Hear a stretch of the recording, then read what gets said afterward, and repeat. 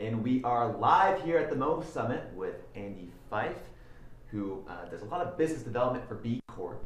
And Andy, this interview is brought to us by Big Path Capital, the leading impact investment bank that assists in capital raises, company exits, and founder liquidity. There we go.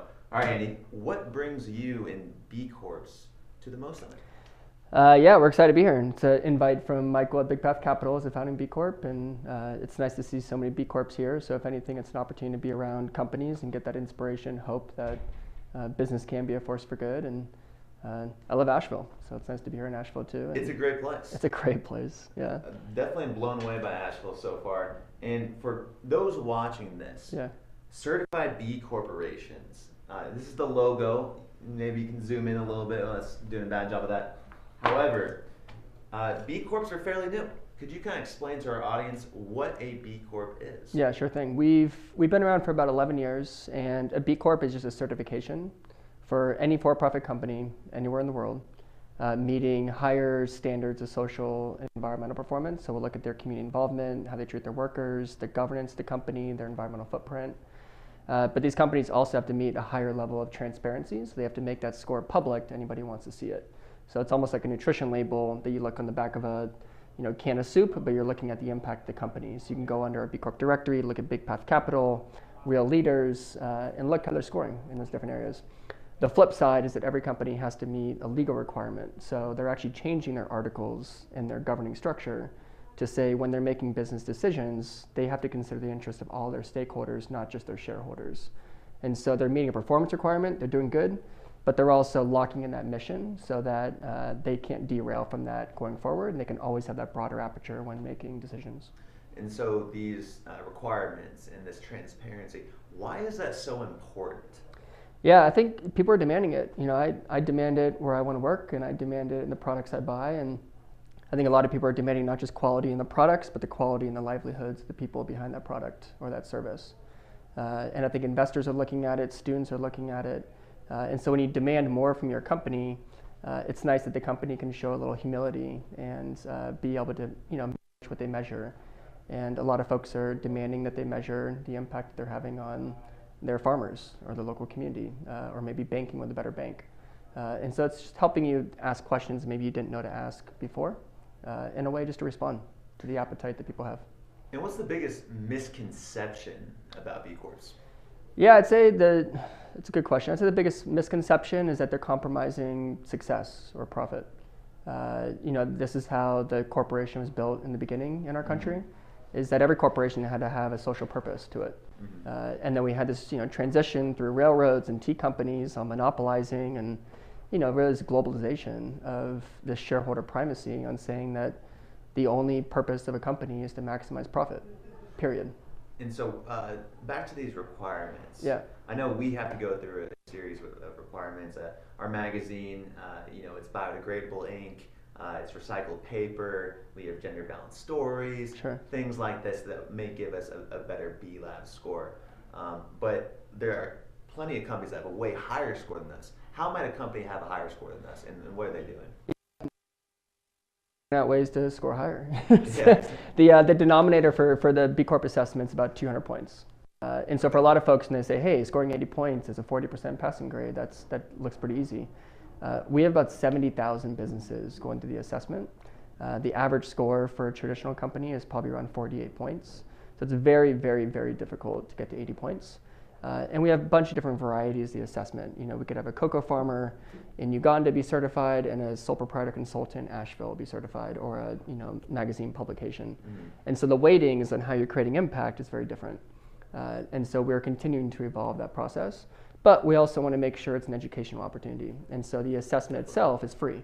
So if I was starting tomorrow and I just wanted to have a set of guardrails to think, how do I put together an employee handbook or a supplier code of conduct, or how do I put in a whistleblowing policy so my employees can speak up if they feel uncomfortable?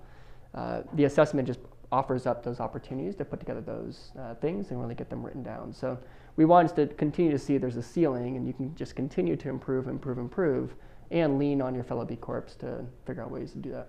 And you just touched on a few, earlier. What are some of the advantages of becoming a certified B Corporation? Yeah, I mean, I'd love to ask you all what an advantages of real leaders. I think it really varies across a bunch of different companies. I think if you're, like Happy Family, organic baby toddler food company brand up on the shelf, it's a great way to differentiate yourself as a good company and not just good marketing, or not enough just to be organic and good packaging, but you also take care of your workers, and people are really demanding that. They want to support good companies. They just don't trust what companies are claiming. And so it's a nice way to have that being backed up by an independent standard. I think particularly for larger companies as they're coming around, one of the biggest interests they have towards certifying is their employees are demanding it. Right. So they really want to be able to integrate and engage and rally their staff around their mission, but you don't want that mission just to be this poster on the wall in the corner or living within this sustainability team. You want it to be integrated across departments and make people feel like they're a part of that kind of moral compass and what the company's really setting out to do. And B Corp's a nice kind of rallying cry for that. And on the flip side of the same coin is then attracting talent too. A lot of people are seeking out B Corps to work for. And so it's a nice way to kind of take that great places to work, but broaden the aperture and just being a good company overall. And what's the growth been like for B Corp? Are there more companies applying every year? There are, yeah. So like I said, we have a lot of companies that are going through the assessment. We wish we could keep up with the interest. It's a good problem to have, but we are working on that. And there are now B Corps across 65 countries around the world. Wow. And representing 150 industries. So there's actually more B Corps outside the U.S. Than here, Really? Which is fascinating for us because we don't want this to seem as a U.S.-centric, do good business to be entering new markets. And if anything, we're trying to keep up with a lot of the great practices and just the ethos of business, particularly across European markets and Latin America. But to see them take the guardrails and take the B Corp and then run with it and make it culturally appropriate and what makes sense for their economy is something that's gratifying for us, humbling, and keeps us in check to continue to learn how that looks. Wonderful. So I want to set the record straight. Yeah. So explain to me what the difference is between a nonprofit Sure. and a certified B Corporation. Yeah, totally. So a nonprofit could be a 501c3, C6. B Lab itself is a nonprofit. We're a 501c3 as a standards organization. B Corps are all for-profit companies. And we do get a lot of interest from companies saying, for example, there's a company called Practice Makes Perfect. They're up in New York City. And Kareem started the company, and he really wants to reduce the educational gap between kids who are coming from underrepresented populations or low-income neighborhoods with the kids who have a little bit more privilege. And so he set up summer school programs for kids because usually that's where the gap gets really accentuated. And he was going to start as a nonprofit, but he said, listen, if we're really going to tackle this issue, it's going to take a lot of funding and a lot of nonprofit philanthropy for us to be able to really tackle it. If we're going to do this, we need to become a for-profit company. And B Corp is the great way to do that because we can stay locked into our mission, stay accountable to it, but scale as a for-profit company and really scale in order to address this issue. This American Life is a great example too. So Ira Glass, This American Life, that was a nonprofit. He transitioned it to become a for-profit for similar reasons. And if you had to throw a number on it, Yep. How many businesses start as nonprofits and then later convert to a B Corp? Yeah, good. I have no idea the denominator of how many businesses are started as a nonprofit. I would say we probably have 20 or so companies a year that probably started as a nonprofit and then transition into a for-profit. There's also a lot of innovative structures as well, where like Beneficial State Bank, which is a bank over in Oakland, California, they're actually owned by the Beneficial State Foundation. Mm-hmm. And so all the money that comes into the bank actually goes up to their foundation and gets redistributed into loans and investments, particularly towards minority women-owned businesses in Oakland. RSF Social Finance is similar. And so how are they setting up nonprofit arms and for-profit arms to be able to continue to develop upon the impact, stay locked into that kind of moral compass of their B Corp mission statement, and have the for-profit arm continue to kind of grease the engine and get the money to distribute.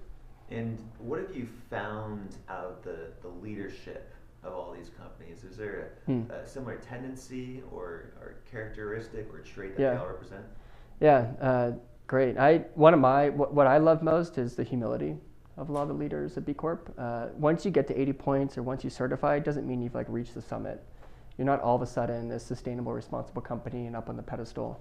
I think for the companies like Patagonia and Dr. Bronner's and Guayaki, they're always continuing to do the dental work, like on the details of their business, and think about how can we continue to improve and reveal where we have gaps. And so, for example, Patagonia, when they first certified, think they scored like 107 points.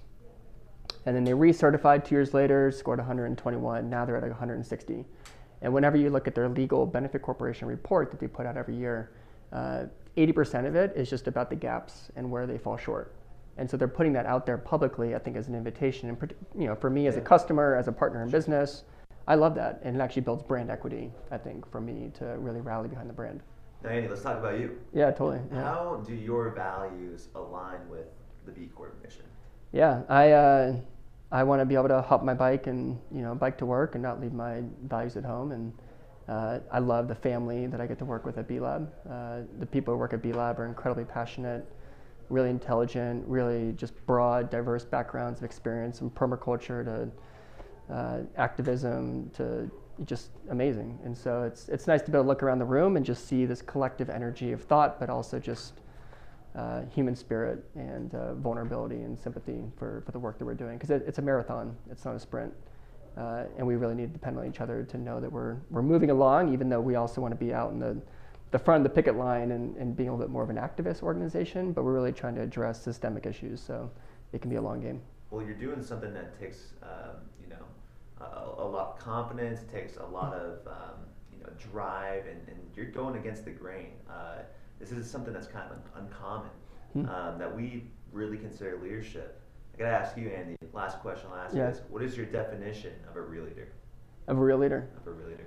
A real leader to me is someone who leads but also embodies the distributed decision making around the organization. So not just for its employees, but also bringing in the voice of the people who maybe are not in the office, but maybe at the farm and part of the assembly line, or part of the supply chain.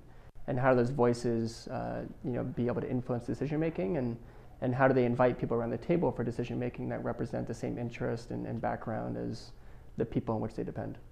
Well, Andy, I had a pleasure talking to you today. Yeah, you too. Learning about B Corps, the misconceptions, differences between nonprofits and B Corps, and most importantly, leadership. So thanks for coming on appreciate Real Leaders Live today, and we'll send it back to you, and folks who are listening to this and watching this on Facebook, we'll pull up as Real Leaders 100 Top Impact Companies video coming next. Thanks for tuning in.